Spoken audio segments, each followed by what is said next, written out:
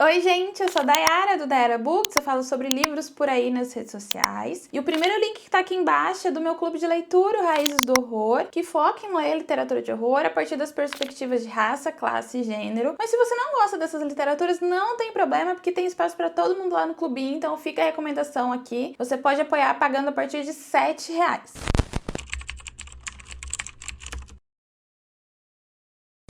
O vídeo de hoje ele é um vídeo talvez muito aguardado por muita gente e talvez um vídeo curioso. Eu fiz um Reels há algum tempo falando sobre a capa de O Avesso da Pele e ele fez muito sucesso, viralizou por aí. E eu sempre ficava me perguntando por que esse vídeo fazia tanto sucesso, sendo que todas as informações que eu trazia nele eram informações que estavam na página de compra da Amazon. Só que para você ver elas, você precisava descer um pouquinho e eu não sabia se todo mundo tinha descido até ali para conhecer a informação, sabe? Nesse vídeo em questão eu falo sobre a capa e essa também foi a obra do meu TCC, o meu trabalho de conclusão de curso, foi avaliar as masculinidades em O Avesso da Pele e entender a dicotomia entre pai e filho. Mas falando sobre a capa especificamente, ela faz parte de um conjunto de obras do Antônio Bá, um artista incrível da Ceilândia, e essa obra em específico se chama O Trampolim. Ela é baseada em uma história real de ativistas negros que lutavam pelos direitos humanos da população negra e eles entraram em uma piscina de hotel em que era proibido pessoas de cor entrarem. O dono do hotel, fulo da vida, simplesmente jogou ácido nas pessoas nessa piscina e foi um marco muito triste, mas também muito importante para a mudança e para a melhoria dos direitos civis. A partir disso, dá pra gente analisar algumas coisas da obra. Esse protagonista aqui há um reflexo da janela nas costas dele. E a janela a gente pensa muito sobre liberdade, mas quando esse reflexo tá nas costas dele também parece uma prisão. Muitas pessoas associam a cicatrizes também, né, no período colonial. E aí muita gente ficou muito surpresa quando eu falei sobre no que essa capa é baseada, nesse grande acontecimento. Só que eu ficava tipo, cara, isso é uma informação que tá na página da Amazon. Mas, de todo modo, esse vídeo fez muito sucesso e muita gente ficou curiosa para entender um pouco mais sobre o meu projeto de conclusão de curso. E já que eu não posso mostrar ele, né, por motivos misteriosos, vou falar um pouco mais sobre como eu direcionei o meu olhar para pensar em masculinidades em O Avesso da Pele. Aqui a gente tem a história do Pedro, ela vai muito mais para um lado confessional e memorialístico. E aqui ele vai tentar entender um pouco mais sobre a história do pai que já faleceu. O Pedro, ele é um cara muito mais afetivo, muito mais sensível, eu diria, muito mais delicado. E ele é um cara com história. E ele tenta entender o passado desse pai que já não tá mais aqui, mas ele quer entender qual era a história desse cara e pelo que esse cara passou. Então a gente vai conhecer esse pai do Pedro a partir do olhar dele, a partir dessa costura que ele faz das memórias desse homem que não tá mais presente. E a gente vai entender também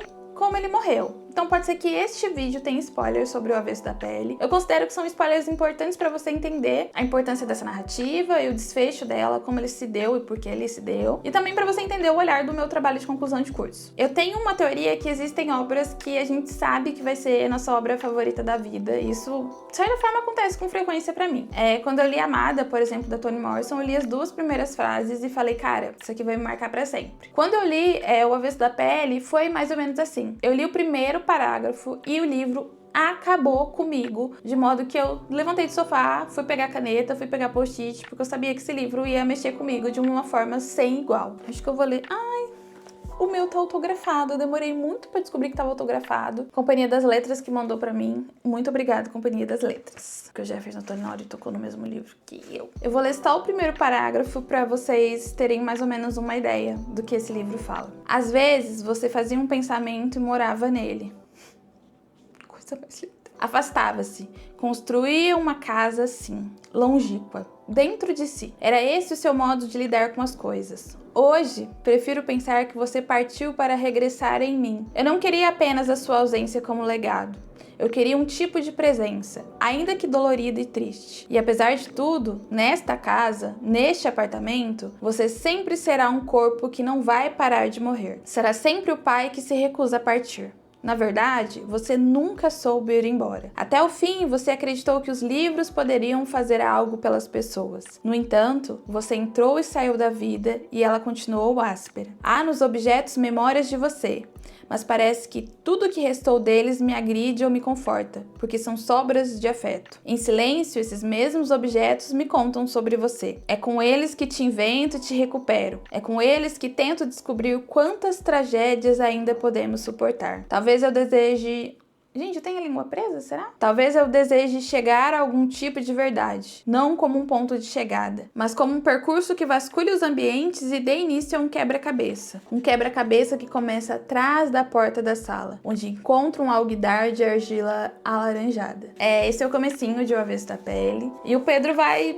desde a infância do pai dele, tentar recuperar essas memórias. Então toda a história desse pai, ela é contada por essa perspectiva, do filho que vai descobrindo como foi a infância desse menino, como foi a adolescência dele, das inúmeras revistas policiais que ele sofreu e como esse pai morreu. Esse pai, ele era um menino negro e desde os primeiros dias de vida ele já sofria questões raciais. Na infância e na adolescência ele passa por algumas abordagens policiais. Ele sempre foi o estereótipo de criança negra educada, ele nunca deu trabalho e ainda assim ele era alvo de revista, ele sempre foi um corpo suspeito. E já na adolescência, assim, partindo para a vida adulta, o filho também relata as experiências de afetividade que esse homem teve, né? De se relacionar com mulheres brancas e ser o homem negro estereotipado, falando do tamanho do falo, falando que se ele era um homem negro, obviamente ele sabia sobre futebol, falando que se fosse uma mulher negra, obviamente saberia sambar, falando até mesmo da potência sexual deste homem, o que é uma coisa muito triste de se estereotipar.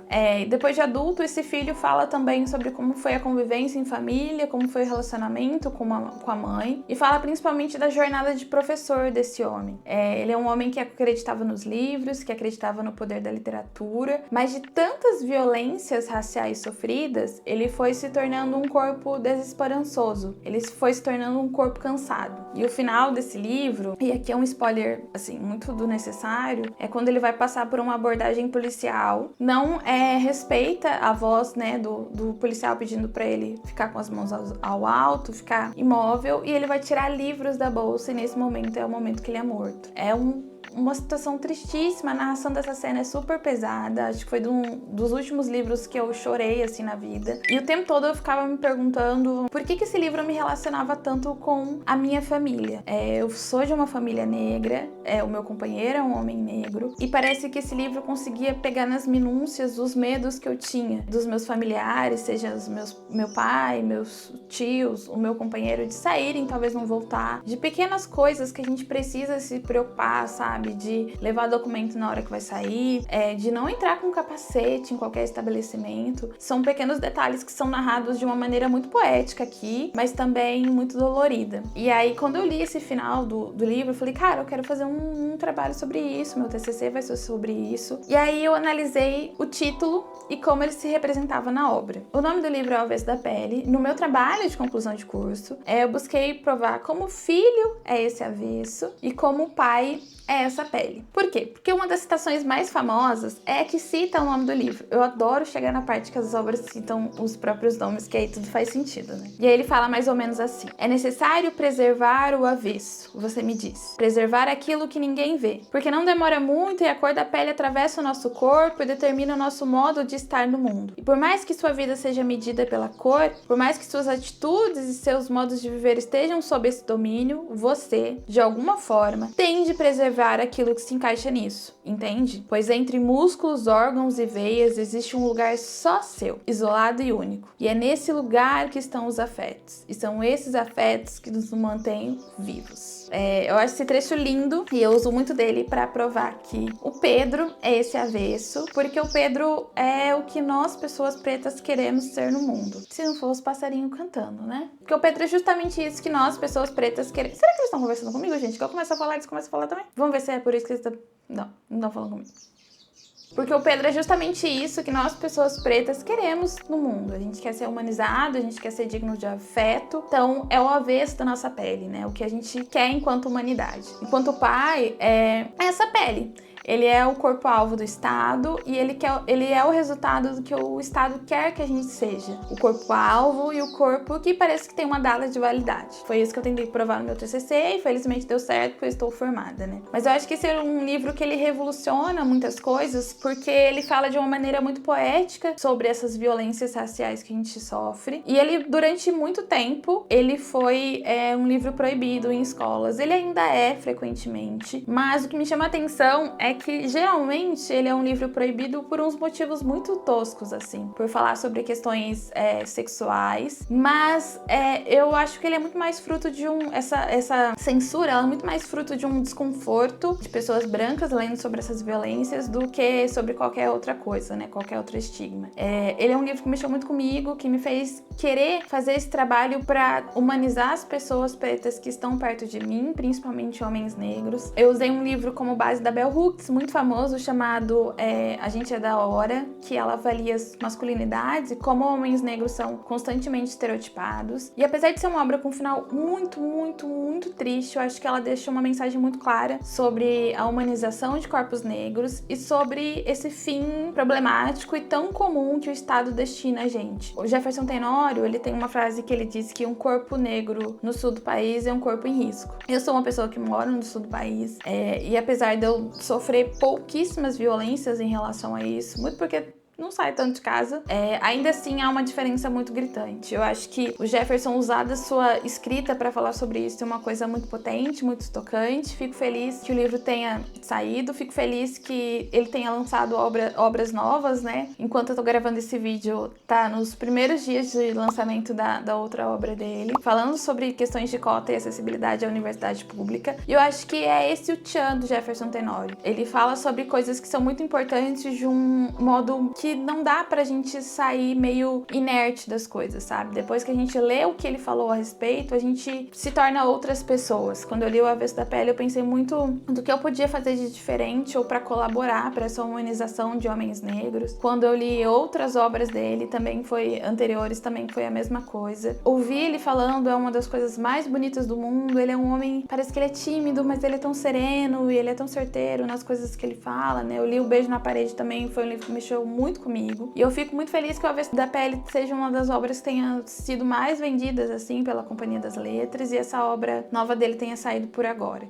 A minha recomendação, apesar dos spoilers, é que você leia. É uma obra que vai mexer muito com você. É uma obra que eu tenho a impressão que pessoas brancas ficam incomodadas no sentido que elas percebem quão problemático são os estereótipos que elas vão construindo em pessoas negras, mas é uma obra que mexe com a gente da capa, assim. Essa capa tem história, essa narrativa tem história, ela é baseada muito em experiências do próprio Jefferson, não é nada autobiográfico, mas é baseado em experiências também. E nesse eterno medo, né, de um homem negro passar por uma abordagem policial e não saber se vai voltar. Eu tenho a impressão que esses livros sobre abordagens e sobre homens negros, eles mexem muito comigo. Eu li The Hate You Give, né, O Ódio que Você Semeia, e ele também é um livro sobre abordagem policial, sobre um jovem negro que perde a vida nessas condições. E foi um livro que mexeu tanto, tanto comigo que eu fiz uma tatuagem. Eu quase não vejo ela, então não lembro que eu tenho. Mas é essa aqui, que é Star, porque o pai dela fala que ela precisa usar a voz dela pra fazer diferença e ela resolve falar sobre isso. Então, assim, não é de hoje que a gente fala sobre essas narrativas, sobre esse acontecimento tão comum, mas a gente não pode normalizar essas coisas a ponto que essas notícias já não nos afetem mais. E eu acho que O Avesso da Pele é esse eterno lembrete, né? Que um corpo negro no sul do país ou em qualquer lugar do mundo é sempre um corpo em risco, mas que, assim como o Pedro, né, no meu trabalho de conclusão de curso, eu tento convencer que ele é o avesso, esse corpo que merece ser humanizado, e o pai é essa pele, o resultado que o Estado quer que ele seja. Eu acho que a gente merece ser avesso. Somos corpos dignos de afeto, e este é um eterno lembrete. Esse é um vídeo um pouco mais intimista, falando das minhas motivações para fazer esse trabalho, mas também é meio que dá um gostinho para as pessoas que queriam muito saber sobre o que eu falo no meu TCC. E eu espero que vocês leiam esse lançamento do Jefferson Tenório. Com certeza eu vou falar dele por aqui. E eu acho que é um importante meio da gente valorizar a nossa literatura nacional e entender que corpos racializados produzem literaturas que falam sobre a nossa realidade. É muito gostoso a gente ler ficções, ler fantasias, mas é muito importante a gente também se colocar no mundo enquanto sujeitos a partir de literaturas que falam sobre o que vem acontecendo. Então fica a minha recomendação. Eu espero que você tenha gostado desse vídeo. Deixe suas considerações aqui nos comentários e te vejo por aí. Um beijo! Ai, esse eu fui bem séria, né? Parece que eu tô na conversa com o Bial.